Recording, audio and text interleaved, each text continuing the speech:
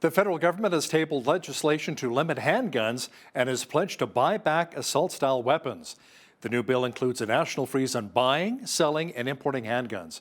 To discuss this in more detail is criminal defense lawyer Ari Goldkind, who joins us now from Toronto. Ari, some say Bill C-21 just targets law-abiding gun owners and does nothing to address the gun violence here in Canada. How do you see it? I think this is so stupid and so pedantic, so facile, so childish that the government of Canada, particularly our public safety minister, let alone Prime Minister speaking moistly, is pulling a con job on the Canadian public. That's what this is. As a criminal defense lawyer, I can tell you a number of things. One, this will make no difference to gun crime. Two, this will make no difference to the people who commit gun crime. Three, it will make no difference to their ability to obtain the firearms they use in the commission of their violent gun crime. Four, full disclosure for your viewers, I detest guns. I think we should have a gun-free society. I am not a pro-gun person, and I still think this is stupid. The only people that I think should have guns are people that live in rural areas where if you call 911, the cops don't get there at the speed they get there in Toronto, Vancouver, or Montreal. But don't let anybody misread my idea that this is so colossally stupid and a con job as me being somebody who does anything other than hate the NRA and is not a fan of guns. But this is really stupid. Now, Ari, this bill would also increase the maximum penalty for offenses under the law, including illegally owning a gun from 10 years in prison to 14 years. Will this make much of a difference?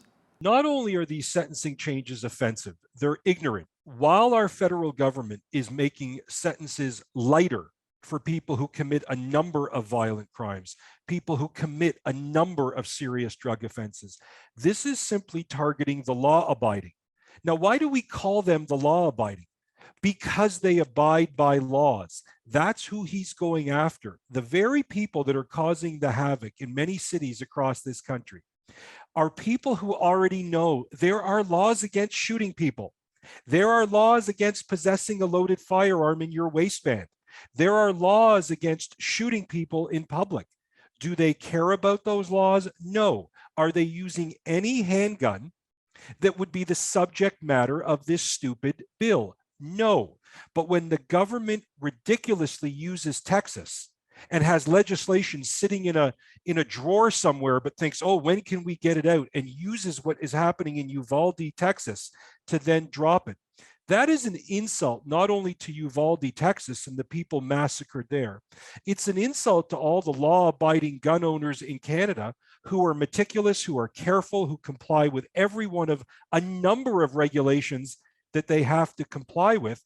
The whole point of this is because the Liberal government won't dare do two things. One, talk about who actually commits the violent crimes in this country, or two, do anything to go after them. This is really a very insulting con job on the Canadian public, even to me, who hates guns. Thank you so much, Ari. That was criminal defense lawyer Ari Goldkind joining us from Toronto.